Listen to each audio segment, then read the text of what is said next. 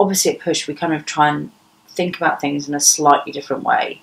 And, you know, this boils back down to it not being, oh my God, I've got to go and exercise. Oh, it's such a hard thing to do.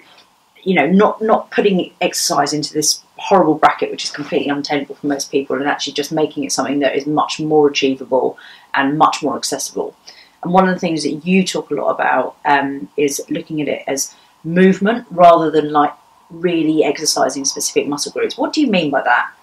So people tend to get a little bit caught up on training muscles. So let's think about people want a great bum, and then they hear about we have to train your glutes. Yeah. People want to have toned arms, so they have to train their arms, and it just gets very, very specific with the way that you train. So leg day, arm day, all that sort of stuff. Whereas what we like to do at Push is actually train people for movement. So you don't really worry too much about which muscles you're working. We actually look at the movements.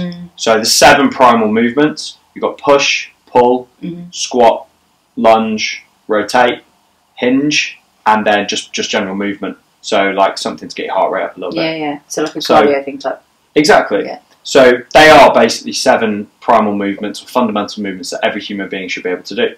However, most people have sort of lost that ability to do them over the years of sitting at a desk, sitting on the train on the way to work every day.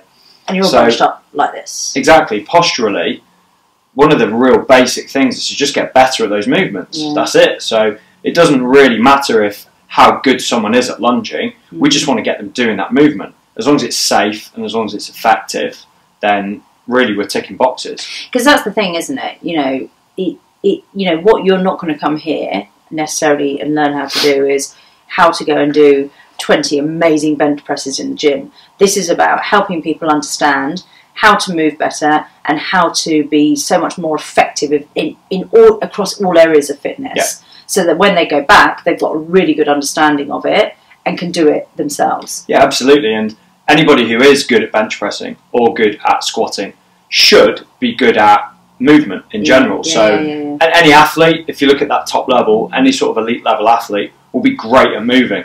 They'll be great at those 7 movements naturally. And even though they might have a specific goal for training, that fundamental movement will be part of their weekly, monthly, daily routine.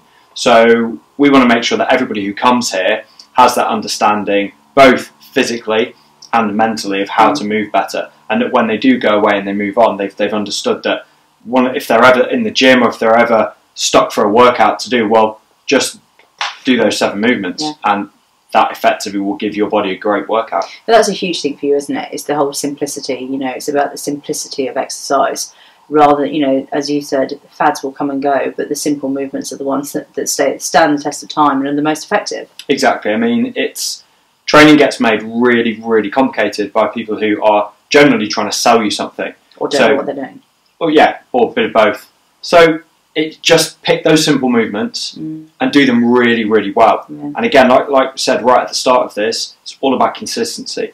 Turning up and doing stuff and doing it to the best of your ability. Not doing a fancy flash in the pan program, but actually doing those movements and doing them really, really, really well will get you in great shape and the shape of your life.